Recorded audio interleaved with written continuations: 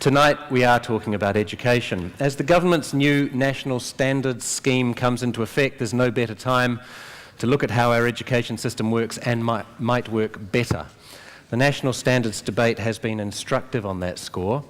It's gone to the heart of the philosophical differences within education in general and shown up the distrust and suspicion on all sides. Perhaps that's only to be expected. The education of our children, the importance of their education to our social and economic well-being, and the roles of schools in our communities are not trifling issues. We've also all been school kids. Some of us have been school teachers or are, and some of us are parents, and some of us are all three, so it's not surprising passions are aroused. At one level, it must be healthy that we can become so engaged and even enraged by this issue, but at another level, it can be quite dispiriting because so important an issue becomes a political slanging match and just an exercise in partisan point scoring. We'll try and avoid most of that. Well, a little bit of slanging match, but not too much tonight. In essence, we have a conflict of values and interpretations here. National standards are championed by their supporters as an innovation long overdue in an education system that has failed too many for too long. On the other hand, national standards are seen as the opposite of innovative, indeed even as retrograde by their critics, who argue they prove little, are too easily misinterpreted, and mean our children are taught to pass tests at the expense of a broader education. This isn't a panel discussion solely about national standards, I hasten to add, but they do present a jumping-off point into the wider conversation about education, where it's heading and how it might better serve both students and society. It would also be odd not to bring them up, given that on our esteemed panel we have a man who has been central to the national standards debate. So without further ado, let me introduce the panel. To my far left, Professor John Hattie of the Faculty of Education at Auckland University, an expert in the measurement and assessment of teaching and learning, whose research and ideas, including his recent book Visible Learning, are central to any discussion of the aforementioned national standards. Joining John is Charmaine Pountney, past principal of Auckland Girls Grammar School, former principal of Hamilton Teachers College and founding dean of the School of Education at Waikato University. She now co-partners Earth Talk, a small organic landholding and educational business southwest of Auckland that really needs to upgrade its website. And completing our triumvirate is Gordon Dryden, author, researcher, publisher and broadcaster who in the past 30 years, amongst many other achievements, has been deeply involved in finding out and explaining new methods of learning. Much of that work distilled in his book, Unlimited, The New Learning Revolution. Please welcome our guests. Gordon, I know you're interested in the nature of the modern classroom, what it can do and how it compares favourably, unfavourably with past classrooms and the culture of the classroom. What's been your just your overall reaction to the national standards debate and the concept of national standards, good or bad? Well, my qualifications are probably the best in the room on this, because I left school illegally at 14 and a half. Because they wouldn't allow a boy to learn shorthand and typing, and I wanted to be a journalist. So I said, up you and one for your horse, and took off out into the country and took a correspondence course in journalism, and then went to a girls' commercial college to learn typing. And because I knew what I wanted to learn, I did it in 2 months, up to 80 words a minute, while all the schools were trying to teach me how to take 3 years. At the same time, I was reading 4 books a week, and the first year I did it at White High School, and that year they only wanted me to read 1 book in 6 months, which was The Merchant of Venice, and then regurgitate it back. And none of the teachers was reading as much as I do, so those are my qualifications. My viewpoint and more my expertise is in the field of multimedia communications. And in my view, if Rip Van Winkle was to sleep for 150 years and come back today, the only thing he'd really recognise were the 2 fields I've been involved in the last 20 or so years. That's he'd recognise a school classroom in about 95% of schools around the world, and he'd recognise books. And at the moment, the fields that are changing so dramatically are the fields of instant communications and multimedia technology. New Zealand at the world is the world leader in 21st century literacy. What's that mean? Peter Jackson, 11 Academy Awards in a night and no standardised testing, non-standardised innovation. You know, 18th century literacy may have been reading Tolkien, well, he wasn't around there, but 20th century. Now it's producing him. And the best New Zealand schools at the moment lead in actually using technology to use the whole world as their classroom, not only in the 20% of time, their waking time they spent in school, but in the other 80% when they are citizens of the world using the tools of the world. And our best schools, however, use those school tools as well, including to improve writing and reading and to improve mathematics, but also to do all those other things, to interact with science. You can create societies. You no longer have to read about Rome. You can go and use SimCity and create a new city. You can go and see Spore. You can create a new universe. So the most new modern technology now is how do you create a future? How do you involve kids in creating a better society than we have left them with? Well, how do you think the orthodox education system is coping with that kind of change and adapting the 21st century classroom? I might address this to you, actually, John. Yep. Do you think the classroom of today that my children came and went from resembles anything like he's actually talking about? Very few. Just not because they shouldn't. No. And certainly if you look at the history for the last 150 years, even today, 80% of classroom time is teachers talking. Even today, we have classrooms where children are engaged in so-called challenging activities, which are challenging activities, but they're not to the kids because they're not engaged in them. Don't get me wrong, we still have one of the best education systems in the world, but in terms of what we're doing, we still unfortunately think our customers are the parents. And when we devise new schools, we have some stunning ideas, and the parents come along and they want to have the straight rows and slightly different organisation. I think one of the problems is that it's less about how kids learn is the problem, because they're going to do it anyway, but how we teach is still a very 18th century thought, and it works. It just doesn't work well enough. It works for maintaining social control and keeping things orderly and keeping kids under control, and that is one of the primary functions of schools. That's what we have them for, along with being a mass custodial service to free parents to do other things.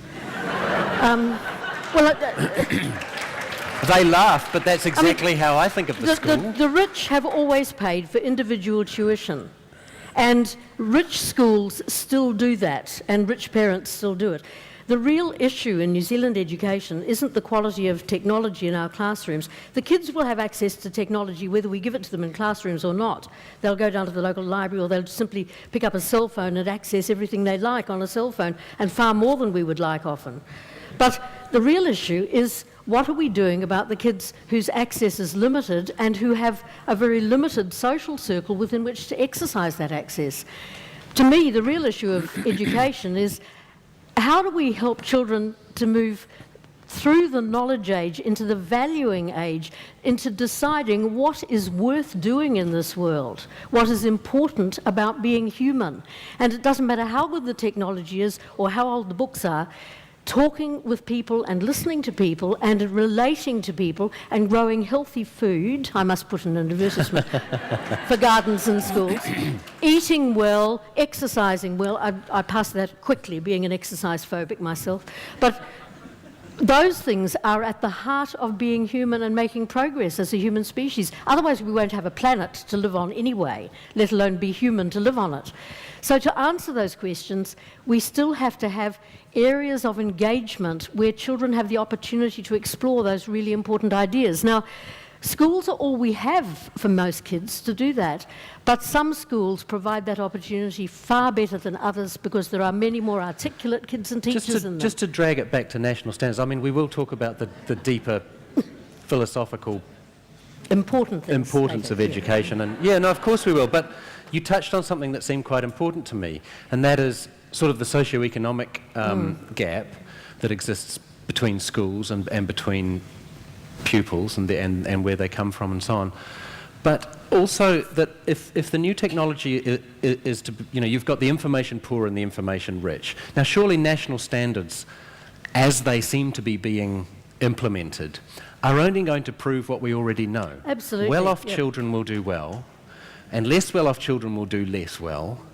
and will have proved the bleeding obvious. Well, we know that now. I mean, we know which schools produce which results, and we do know that good teaching and really caring staff and so on can make a difference within that band of achievement. But the thing that really bugs me is that what we could be doing is we could be investing the same amount of money in Decile 1 schools as students in Decile 10 schools have access to. And we don't have to do that by just putting money into those schools. We could make it a requirement for any Decile 10 state school to receive state funding by pairing with one of those schools and having joint activities, actually developing social partnerships that develop social cohesion. So I take in it New you're not a Zealand. fan of the voucher system then? No. Surprise. No.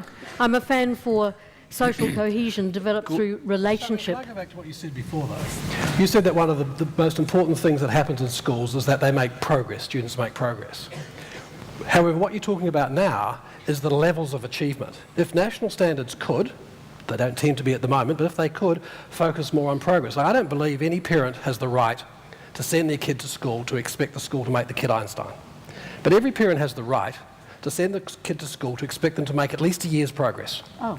And if we could spend a lot more time on progress, I actually have a strong suspicion that the lower decile schools would do dramatically better Well, than the upper decile schools. I know from looking at results that in fact some of the Decile 1 schools do considerably better than Decile 10 schools. On progress. On progress, on value added, if you want to use economic terminology. But that's a very good way in And which that's been national well standards researched could elsewhere work. too. Yeah, exactly. Oh, I'm not against national standards at all for that reason, because as long as that differential is in front of us, it challenges us to do something about it, and not just to be smug and think everything's all right. What do you make of that? I'd question that really, because I think the way in which you use it. Let me take two comparisons that I know pretty well between Singapore and New Zealand, same size.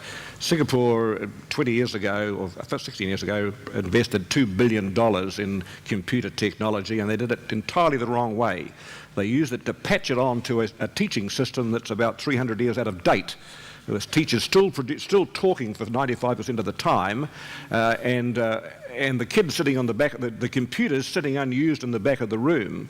At the same time, when New Zealand switched over to the Tomorrow school system, some of the best work of the lot was done by so-called low decile schools.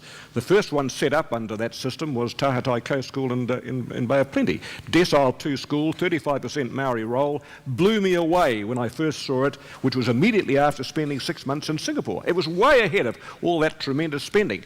They only had an average of 2 computers a room, but what they did was they changed their teaching philosophy. See, two of the panel have now mentioned the fact that teachers stand at the front of the classroom and speak for 80% or 90% of the time in your average classroom Around the period. world, mainly, not so much in the best primary schools in Don't New you Zealand. think, I mean, this is what I think, there's a sort of innate fear amongst parents, I would imagine in particular, and certain politicians, of what you're talking about, in that if the teacher isn't standing there exercising a form of social control by talking at the classroom and the kids are online, it sounds like home. You know? So how do you, I mean, I'm sure you're right, but there's a phobia there, isn't there? Yes. Yeah. I mean, there is that spectrum in our belief about schools right from the time that compulsory education was established in New Zealand. If you read the Hansard reports, people were expressing the fear that if we didn't have compulsory education, children would not learn morality and to value the universe and to be enlightened and challenged. And others were saying, if we do have compulsory education, they'll have ideas beyond their station. And the whole range from trying to keep street kids under control to trying to produce a liberal and moral society. All of those reasons were given for establishing compulsory education, and all of them were argued against for the very same reasons. And we still have those conflicts of belief going on among parents and politicians and teachers I hear today. echoes of it when Anne Tolley says all she wants is parents to have plain English Plunkett-style reports on the progress of their children. 3.2 kilograms. Well, when she said that, I wrote to the Minister and the Prime Minister and suggested they should go to a school like like Buckland's Beach Intermediate School, where every kid has a personalised profile to show what they're actually achieving day by day, and that profile is available to them, their parents and their teacher. Not every 6 months on some mechanical test as to whether you know the parts of speech, but what you're actually doing in practice. The best way to learn anything is to learn by doing it. How to learn it, do it.